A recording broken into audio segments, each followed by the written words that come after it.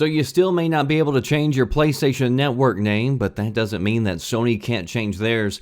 Earlier today, Sony announced a major restructuring and a new company that's going to run everything dealing with PlayStation. It's called Sony Interactive Entertainment, which is going to combine all the previous divisions under one roof. So before they had like Sony Computer Entertainment, SCE, you've seen that on pretty much every game that you start up. It had three different divisions. You had like America, Japan, and Europe, and then as well as Sony Network Entertainment. So now all of these divisions under the name Sony Interactive Entertainment.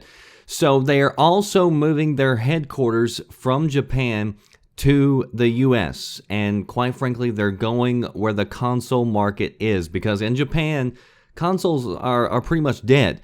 Japanese consumers have taken up mobile. They've said goodbye to consoles. So Sony is going where the consoles are selling, which is primarily US and Europe. And I mean, they've sold like 36 million PS4s.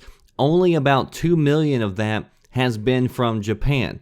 This also allows them to do a little bit of paper maneuvering with their financials, and several analysts have stated that this is about cost savings, so it's going to save them money in the long term. And now they have fewer divisions, so they may be able to also go through some layoffs and get rid of some of those redundant positions. And I mean, previously they had a division like for their physical goods and for their digital goods. So now, I mean, everything's going digital. It makes sense for them to narrow everything down, and also means that separate areas can work better together, and they can also pull their resources together. There's also a restructuring for who's going to report to who, and you'll notice that Shuhei Yoshida isn't on this list, so some people were freaking out about that. They're like, is Yoshida leaving or what? But Yoshida is now going to answer to Sean Layden, so you might see Sean Layden more in my thumbnail pics.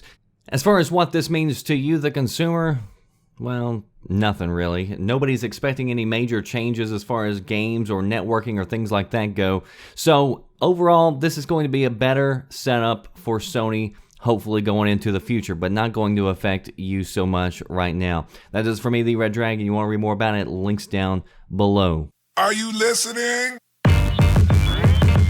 Damn.